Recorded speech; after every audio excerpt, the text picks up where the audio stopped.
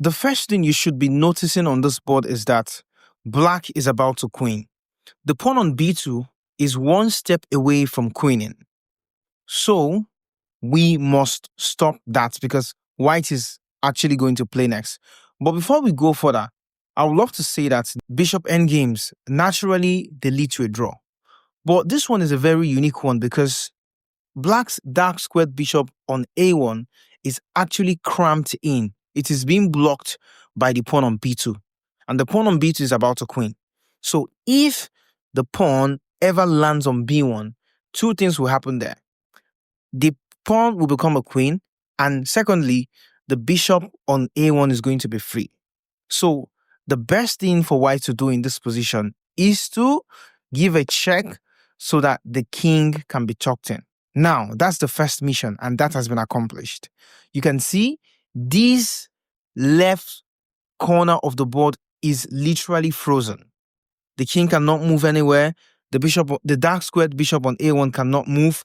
The pawn cannot move as well. So let us switch our attention to the other half of the board. Here, we have doubled pawns, and we have a passed pawn on h7. To move this game forward, the question I'm going to ask you is, which is more dangerous, a passed pawn or two doubled pawns? Obviously, the one that is more dangerous is the passed pawn. But how do we even continue with this plan? Because first, we need to maintain the net we have created for the king with our two bishops. Secondly, we cannot just keep going after the pawns because if the king escapes from this net, remember, black is threatening to queen. The first problem we're having here is the pawn we want to stop is the one on h7. But the bishop that can stop it also has the responsibility of pinning or keeping the king locked in. So if the light squared bishop cannot perform the responsibility of capturing the pawn because the pawn is also on the light square, the dark squared bishop for white can actually do something, and that is what? Blocking the pawn on h6. Now that we have done that, how do we continue this game? Moving to the third plan. Now, there are two things on the board right now.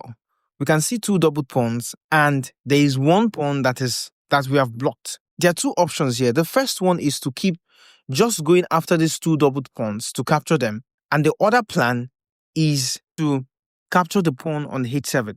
Now, out of these two options, believe you me, the easiest one is just to come and capture the pawns. But the drawback of this plan is that if you capture these two double pawns, we might run into a chance of stalemate. So white brings the king closer to the pawn that is more dangerous, which is the pawn on h7. The reason it's more dangerous is because it is a passed pawn, and if it has any chance to run, it would run and become a queen. So black pushes this pawn and is threatening stalemate because there is no piece on the board by black that can move.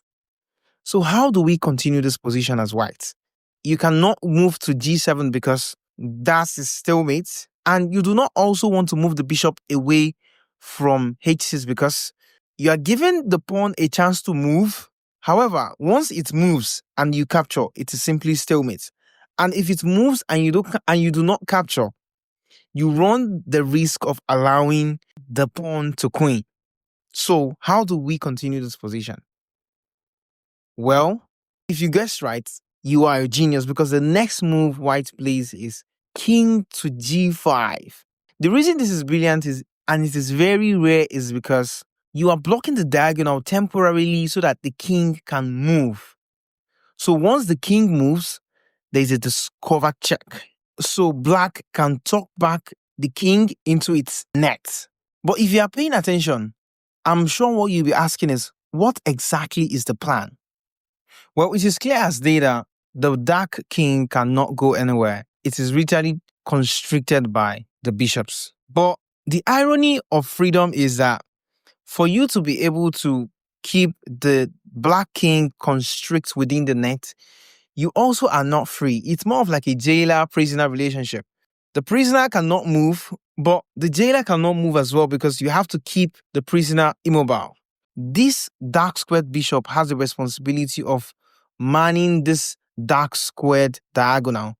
And the light squared bishop also has the responsibility of manning this light square diagonal so that the king can be tucked into B2, into B1 rather.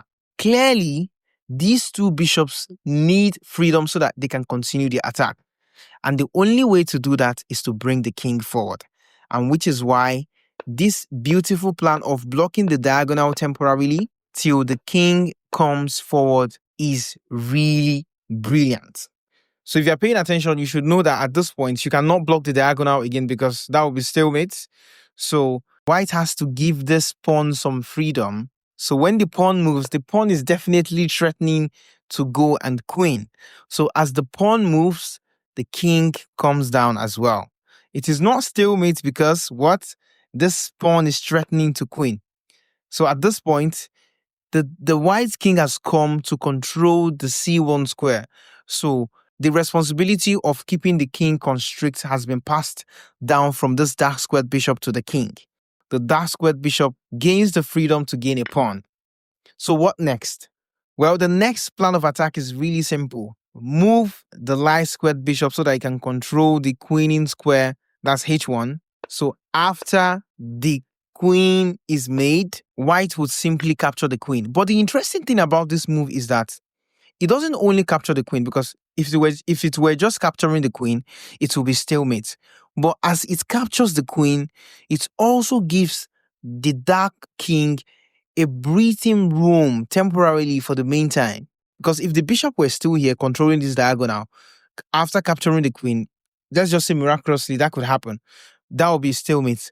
But in the process of capturing the queen, it also gives the king a breathing room. After the move, it goes back to constrict the king, and the king moves back to its position.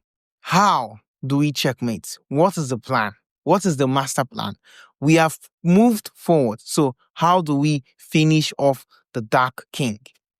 I want you to pay attention to this pawn because it is very, very important in the checkmate sequence. This, from this point, is mate in 4. And I'm not going to tell you to look for it or pause the video because there is no way in the world you are going to see this, because it is literally impossible for human to spot this checkmate sequence. The first thing that needs to happen is for you to give the pawn a room to move. So that move is bishop to A3. The pawn moves forward, trapping the bishop. So you cannot take, because if you take, that's simply stalemate. So you are allowing, or you are sacrificing your bishop. And after that, the only move black can play is to move the pawn forward. So you have to play a waiting move of bishop to any pawn anywhere on this diagonal. And after the pawn comes down, constricting the king, we get checkmate on D3. Beautiful, beautiful puzzle. I hope you enjoyed it. Smash the subscribe button and get us to 2K. And if this is the first time you're discovering my channel, I'll really appreciate a sub. Thank you very much. Do enjoy the rest of the day.